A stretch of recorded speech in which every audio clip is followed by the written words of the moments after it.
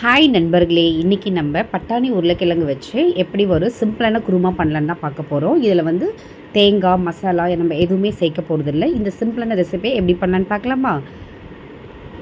வானல் நல்லா சூடான பிறகு நம்ம 2 டேபிள் ஸ்பூன் எண்ணெய் விட்டு சோம்பு 1 ஸ்பூன் போட்டு அதை நல்லா பொரிய விடலாம். சோம்பு பொரிஞ்சதுக்கப்புறம் கருவேப்பிலையும் சேர்த்து அதையும் நம்ம நல்லா எண்ணெயிலே பொரிய விடலாம். கருவேப்பிலை பொரிஞ்சதுக்கப்புறம் நம்ம நீல வாக்கில் நறுக்கி வச்சுருந்த நம்ம வெங்காயத்தை சேர்த்துக்கலாம். சேர்த்து அதையும் நம்ம எண்ணெயிலே நல்லா வதக்கி விடலாம். வெங்காயம் உடைய கலர் கொஞ்சமாக சேஞ்ச் ஆன பிறகு நம்ம 1 டேபிள் ஸ்பூன் வந்து நம்ம இஞ்சி பூண்டு ஆட் பண்ணி அதையும் நம்ம பச்சை வாசனை போகிற அளவுக்கு நம்ம வதக்கி விட்டுக்கலாம். நான் காரத்துக்கு ஒன்லி பச்சை மிளகா தான் சேர்த்துக்கிறேன். ஸோ ஒரு 6 பச்சை மிளகா நான் சேர்த்துருக்கேன், கீரி போட்டிருக்கேன். நீங்கள் குழந்தைங்க வீட்டில் இருக்காங்கன்னா கொஞ்சம் கம்மி பண்ணிக்கலாம். அதையும் நம்ம எண்ணெயில் நல்லா வதக்கி விட்டதுக்கப்புறம் நம்ம நறுக்கி வச்சுருந்த தக்காளி பழத்தை ஆட் பண்ணிக்கலாம். தக்காளி பழம் குழைவாக வர்றதுக்காக நம்ம கொஞ்சமாக உப்பு போட்டு அதையும் நம்ம நல்லா மசிச்சு விட்டுக்கலாம். தக்காளி பழம் நல்லா குழைவானதுக்கப்புறம் நம்ம மஞ்சத்தூள் ஆட் பண்ணி அதையும் நல்லா மிக்ஸ் பண்ணி விட்டுடலாம்.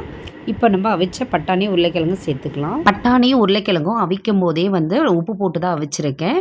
ஸோ நீங்கள் பார்த்துட்டு நீங்கள் தேவைன்னா உப்பு போட்டுக்கலாம்.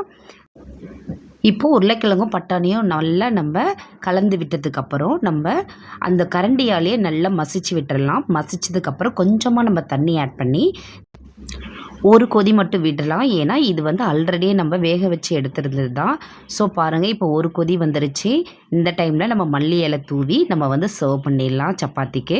ஸோ இந்த ஈஸியான இந்த குருமாவை கண்டிப்பாக நீங்கள் ட்ரை பண்ணுங்கள். ட்ரை பண்ணி பார்த்துட்டு இது டேஸ்ட் எப்படி வந்திருக்குன்றதை நீங்கள் கமெண்ட் செக்ஷனில் சொல்லுங்கள். Thank you so much.